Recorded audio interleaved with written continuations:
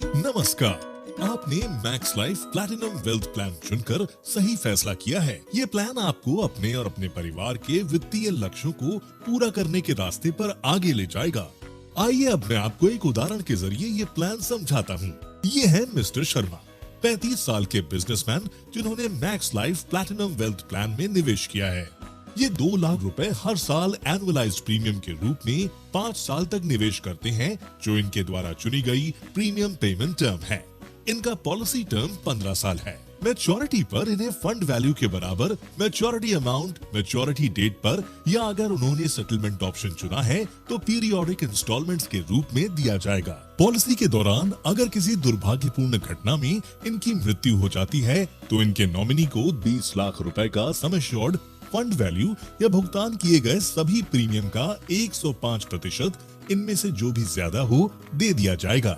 Mister Sharma के पास चुनने के लिए निम्नलिखित इन्वेस्टमेंट स्ट्रेटजीज हैं, जैसे कि systematic transfer plan, dynamic fund allocation या सेल्फ सिलेक्शन। मिस्टर शर्मा के पास इन फ्लेक्सिबिलिटी ऑप्शंस के एक्सेस भी मौजूद होंगे, जैसे premium redirection, switching between funds, partial withdrawals और प्रीमियम रिडक्शंस। आपके फंड वैल्यू को बढ़ाने के लिए इस प्लान में कुछ एडिशंस जोड़े गए हैं। साथ ही मिस्टर शर्मा के पास पॉलिसी के टर्म्स एंड कंडीशंस की समीक्षा के लिए 15 दिनों का वक्त है। अगर वे संतुष्ट नहीं हैं और पॉलिसी को कैंसिल करने का फैसला करते हैं तो पॉलिसी टर्मिनेट हो जाएगी। अगर मिस्टर शर्मा 5 साल के लॉक इन पीरियड के दौरान प्रीमियम का भुगतान नहीं करते हैं तो ग्रेस पीरियड समाप्त होने के बाद कंपनी पहली अनपेड प्रीमियम से 3 महीनों के अंदर पॉलिसी स्टेटस की जानकारी पॉलिसी होल्डर को देकर उन्हें यह विकल्प देती है, पहली अनपेड प्रीमियम से रिवाइवल पीरियड के 3 साल के अंदर पॉलिसी रिवाइव कर लें। अगर कस्टमर किसी भी विकल्प का उपयोग नहीं करते हैं या पॉलिसी को सरेंडर करने का फैसला करते हैं तो ग्रेस पीरियड या डेट ऑफ सरेंडर की समाप्ति के बाद कंपनी फंड वैल्यू को यूनिट्स के आधार पर डिसकंटिन्यूएंस फंड में लागू होने वाले डिसकंटिन्यू चार्जेस को घटाने के बाद क्रेडिट कर देगी।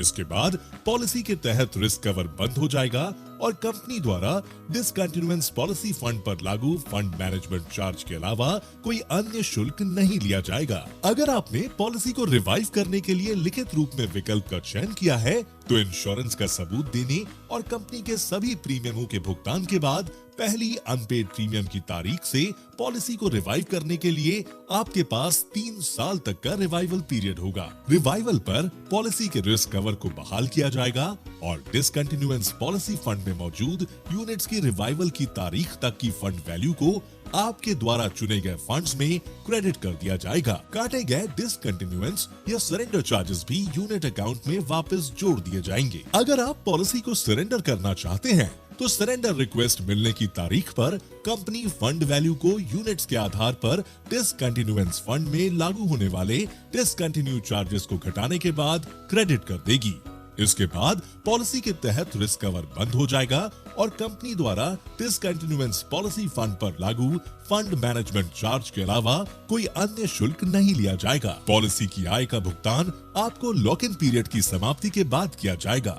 यदि वे इनमें से किसी भी विकल्प का उपयोग नहीं करते हैं तो डिसकंटिन्यू पॉलिसी फंड में मौजूद उनकी फंड वैल्यू का भुगतान उन्हें लॉक इन पीरियड की समाप्ति के बाद या 3 साल के रिवाइवल पीरियड के अंत तक जो भी बाद में हो कर दिया जाएगा और पॉलिसी टर्मिनेट हो जाएगी।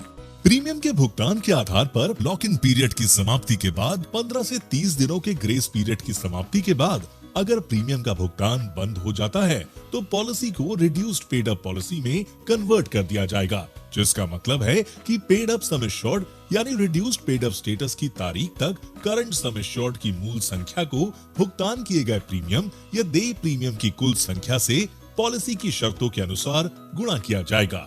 इसके बाद पॉलिसी बिना किसी राइडर कवर के अगर कोई हो तो रिड्यूस्ड पेड अप स्टेटस में ही बनी रहेगी। पॉलिसी की शर्तों के अनुसार सभी शुल्कों को 3 साल के रिवाइवल पीरियड के दौरान काटा जाएगा।